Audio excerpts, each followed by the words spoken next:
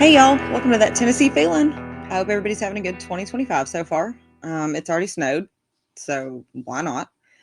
And it's cold. It's so cold. Um, I'm kind of over the cold already. It's only mid-January. Thanks to y'all who have stuck around for the podcast and are coming back for more. Don't forget you can find That Tennessee Feeling on Instagram, Facebook, TikTok. That is back, sure, whatever, and on YouTube. And you can actually find the podcast episodes on YouTube now. Finally got that done. You can also check out some recipes. I know that the fun thing about being a Southerner is Southern cooking. So I have been posting quite a few recipes on TikTok and on YouTube. Every now and then one pops up on Instagram and Facebook, but check it out. I know that Southern cooking is kind of like comfort food. And with as cold as it's been, we kind of need the comfort we can get. If you just want to say hi, reach out. You can find me on any of those social media platforms, or you can just say hi at thattnfeeling@gmail.com. I love hearing from y'all, that and fellow Tennesseans. If you want to suggest a podcast episode, I would love it. Or if you just want to say hi, that's totally fine too. You can find me still on Spotify, Apple, iHeartRadio. And if you have a second, a rating would be great. It just kind of helps get the podcast out to more people and lets them know how awesome the podcast is and how awesome Tennessee is. So, have you ever heard the expression walk tall and carry a big stick? Well, one man from Tennessee used to, and in fact, they made a movie about it, and they named it Walking Tall. The man I'm talking about is Buford Pusser. He was kind of like a real life Dirty Harry and pretty much a living legend with all the things that happened to him while he was the sheriff of McNairy County. What's right is right and what's wrong is wrong. It doesn't matter who you are. That's actually a quote from him. So who is Buford Pusser? Buford Pusser was born on December 12th, 1937 in Fenger, Tennessee. Yes, there's a town called Fenger. And it's in McNairy County. He was born to Helen and Carl Pusser. And he was basically born into law enforcement. It was in his blood as his daddy was the police chief in Adamsville, Tennessee. Now, Buford was kind of a standout. In high school, he played basketball and football, and he literally was a standout as he stood 6 feet 6 inches tall. Of course, he had other dreams, and he probably kind of wanted out of that part of Tennessee.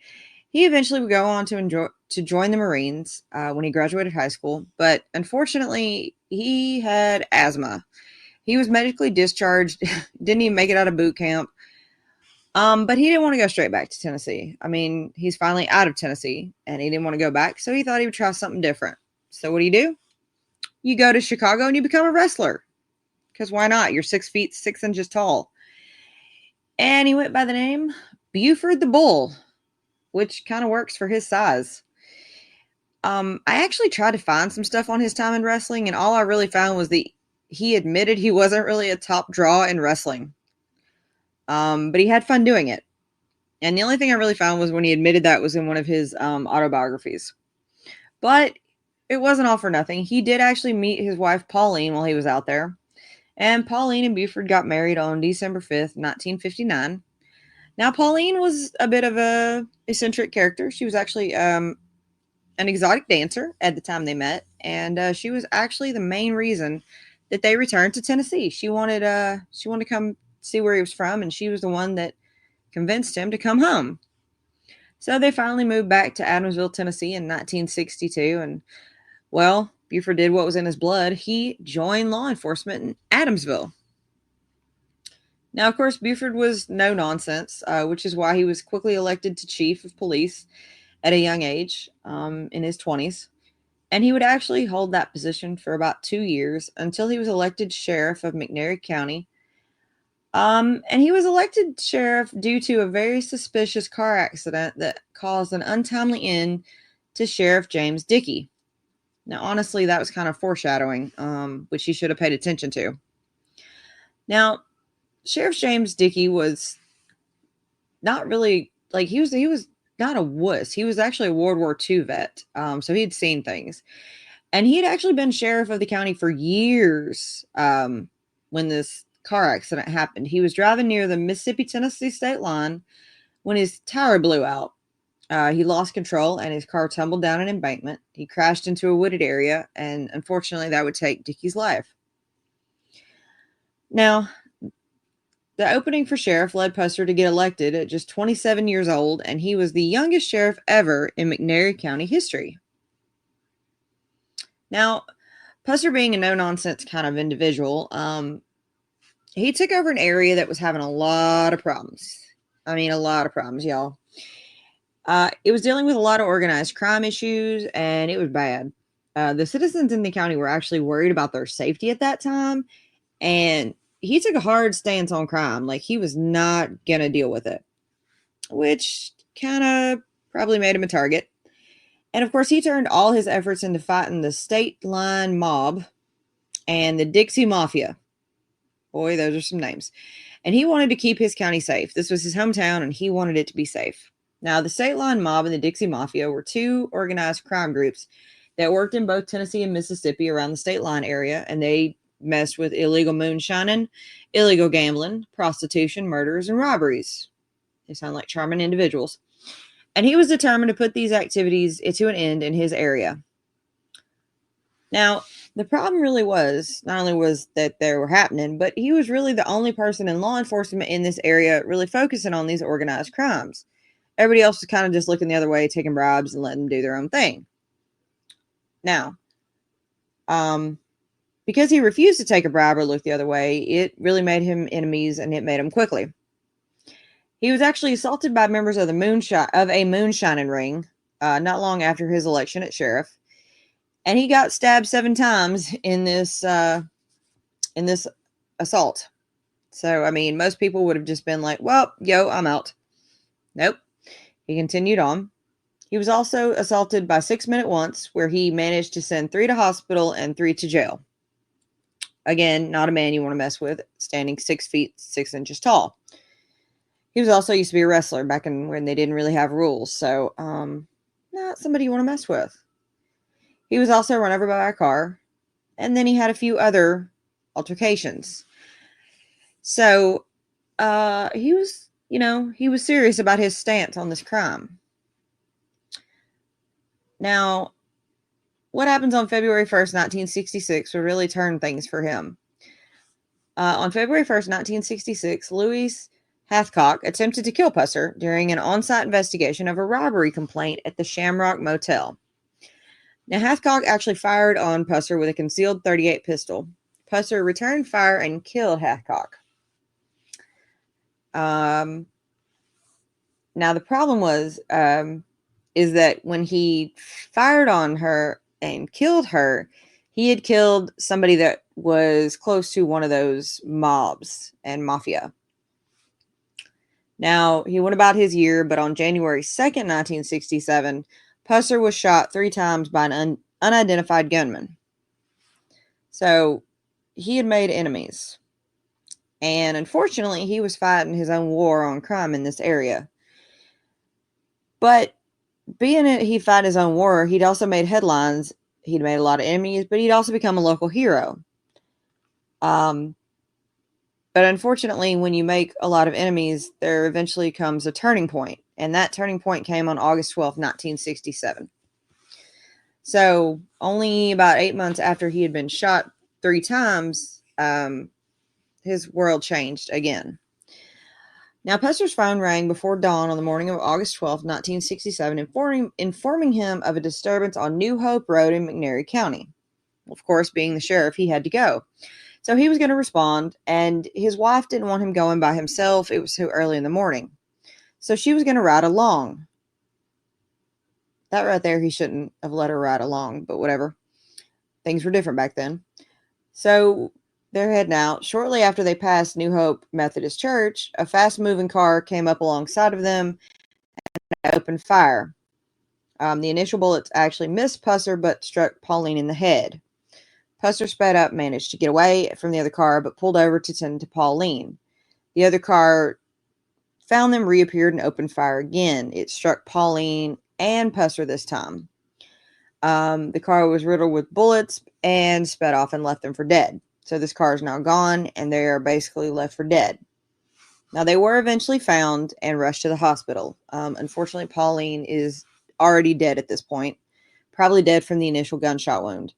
Doctors said that Pusser, however, was struck on the left side of his jaw by at least 2 to 3 bullets, and they were rounds from a .30 caliber carbine, which is pretty heavy caliber.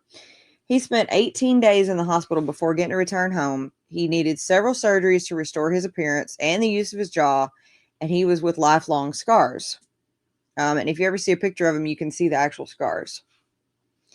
Now, Pusser was actually able to identify 4 of the people in the car, including Kirksey McCord Nix Jr., who was the leader of the Dixie Mafia.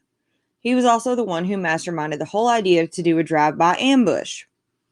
He thought that the ambush was related to the case from the previous year where he was shot while investigating the robbery at the Shamrock Motel, because the person that he had shot at that motel, which was Louise Hathcock, that had been the common-law wife of Kirksey.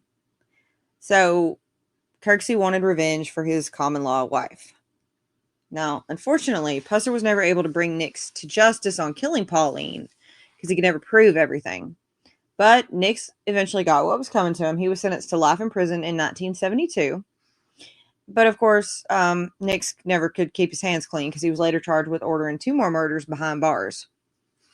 Despite vowing to bring his wife's murderers to justice, Pusser was unable to bring any of them to trial. Nix was eventually sentenced to Louisiana State Penitentiary in Angola for the 1971 Easter Sunday murder of a New Orleans grocer. Of course, while he was in prison, he did order the 1987 murder for hire for one of the judges and his wife, Margaret, in Biloxi, Mississippi. So, Nix was eventually, he was isolated for the rest of his life. He was imprisoned. So he did get what was coming to him, but he always denied being involved in the ambush on the Pussers. Now, the other 3 that were supposedly in the car with him did eventually pay the price for their crimes. One of them was supposedly Carl Douglas Towhead White. He was found fatally shot in Mississippi in 1969. Rumors were swirling that Pusser had killed him, but it was never confirmed. Not long after that, at least 2 alleged hitmen, George McGann and Gary McDaniel, were also found shot to death in Texas in 1970. Again, Pusser might have orchestrated their deaths, also never proven. But it was his alleged revenge for his wife's death and the virtual one-man war he waged against the organized crime that made him a widely revered figure in Tennessee. So because he was this hero, he might have done it, he might have not.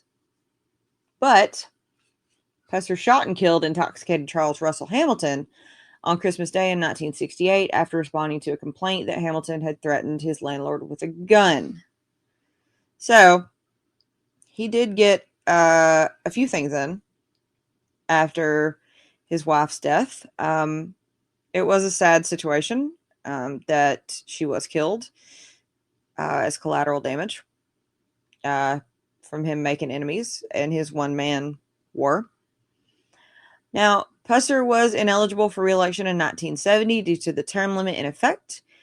He was defeated for his bid for sheriff in 1972. He blamed the loss to incumbent Sheriff Clifford Coleman on the part of controversy surrounding the making of his semi-biographical movie, the original Walking Tall.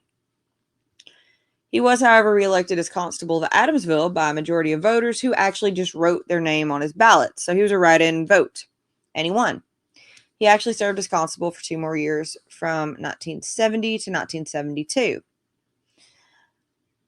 Now, you would think Pusser would just eventually go on. Well, he kind of did. Pusser eventually died on August 21st, 1974, of injuries sustained in a 1-car automobile accident just 4 miles west of Adamsville. Earlier that day, he had contracted with Bing Crosby Productions in Memphis to portray himself in the sequel to Walking Tall. That evening, he had returned home alone from McNairy County Fair in his specially modified Corvette. Pusser struck an embankment at high speeds and ejected himself from the vehicle. The car caught fire and then burned.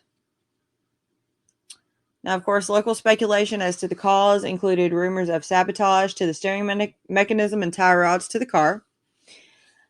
The state trooper who actually worked the accident, Paul Irvin, later became McNairy County Sheriff. Irvin claimed that Pusser's death was caused by drunk driving without a seatbelt, which is super ironic since Pusser was so against moonshine and other vices. It seemed to be very strange that he would even say that was the reason. Now, Buford's daughter, Dwana Pusser, a passenger in another car, actually came upon the scene a few minutes later. No autopsy of Pusser's body was performed. That seems so weird. And it's strange because no autopsy of Pusser's wife's body, Pauline, was done either. As sheriff, Pusser was credited with surviving 7 stabbings and 8 shootings, and yet he dies from this car crash. Pusser's memorial service was held at Adamsville Church of Christ, and he was unfortunately only 36 when he died. He was listed as dying from the car crash, but a lot of people kind of think it was murder by those who had been trying to take him out his entire career since he came back from Tennessee. But Pusser's legend lived on. He was actually the subject of 3 biological books written by W.R. Morris. The 12th of August, the story of Buford Pusser. Buford, the true story of Walking Tall, Sheriff Buford Pusser. And then The State Line Mob, a true story of murder and intrigue. The last one came out in 1990. In addition, Morris also created a pictorial history book of Buford called The Legacy of Buford Pusser, a pictorial history of Walking Tall Sheriff. Now, Pusser's daughter, Dwana, also released a book in 2009 entitled Walking On, which is her account of his life. I actually bet that's really interesting. Singer Eddie Bond also memorialized Pusser. He wrote and recorded several songs honoring Pusser, beginning with Buford Pusser in 1968. Many of them were actually collected on a 1973 LP album. Eddie Bond sings The Legend of Buford Pusser. Pusser himself was also a recording artist with It Happened in Tennessee, which was released in October of 1973 on Stax Records' subsidiary Respect. Southern rock band Drive-By Truckers also told the story of Pusser's battle with organized crime in the song The Boys from Alabama, Cottonseed, and the Buford Stick from their 2004 album The Dirty South. In the song The Buford Stick and the Boys from Alabama, they speculated on how criminals might have viewed Pusser. So he's still very much alive in culture. Now, the 1973 movie Walking Tall, which is the original, was based on Pusser's story. It was followed up by 2 sequels, 1975 and 1977. There was also a TV movie in 1978, and there was a brief TV series in 1981. Now, the movie Walking Tall that we all know, or most of us know, was made in 2004 that starred Dwayne "The Rock" Johnson as the main character, and he was renamed Chris Vaughn. That was actually supposed to be made after Walking Tall. Which, if you know about Walking Tall and you're from Tennessee, that movie kind of probably pissed you off, like it did me. After the success, though, of the 2004 film Walking Tall, they did Walking Tall: The Payback, which was a sequel, released in 2007, which went straight to video. The name of the main character and was actually portrayed by Kevin Sorbo, and the name of the character was changed to Nick Prescott. The movie was also set in the Dallas area. So let's just completely redo all of it. And then later on that year, Kevin Sorbo returned with Walking Tall: Lone Justice. So let's just really screw it up. Now, one of the most interesting things, though, was that Jimmy Buffett actually refers to an altercation between Buford Pusser and himself in the songs Presents to Send You and Semi-True Stories from the albums A1A and Beach House on the Moon, respectively. So Semi-True Stories would have been on Beach House on the Moon, and Present Sent to You is from A1A. According to Buffett, now, Pusser and him were staying in the same Nashville motel. Would have loved to know where that was. When Buffett decided to go out for some food and bring it back to the motel. Buffett, who had been drinking, could not find his rental car and decided to climb on the Cadillac for a better view.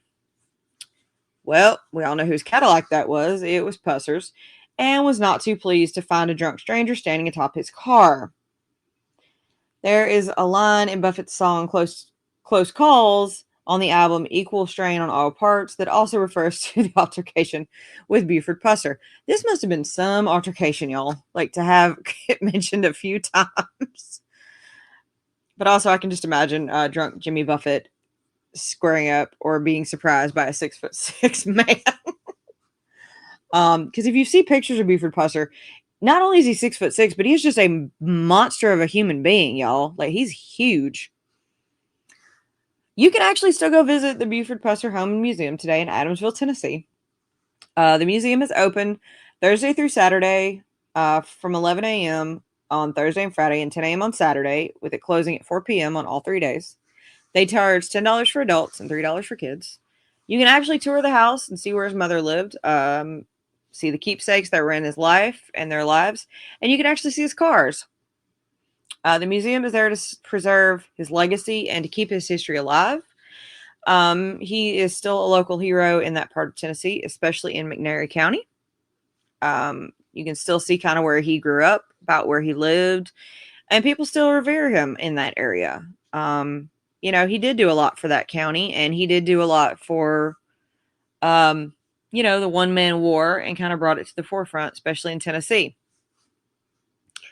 I hope you all enjoyed learning about a local hero from West Tennessee that inspired movies, songs, books, and really gave hope to a small town that was struggling with some nefarious people. Thank you guys for listening today. I hope y'all have a great week, a great month. I hope you guys stay warm through all this really cold weather. But mostly, guys, don't forget to stay country. This podcast is a production of Unfiltered Studios. If you would like to know more about joining Unfiltered Studios, please visit our website at unfpod.com for more information.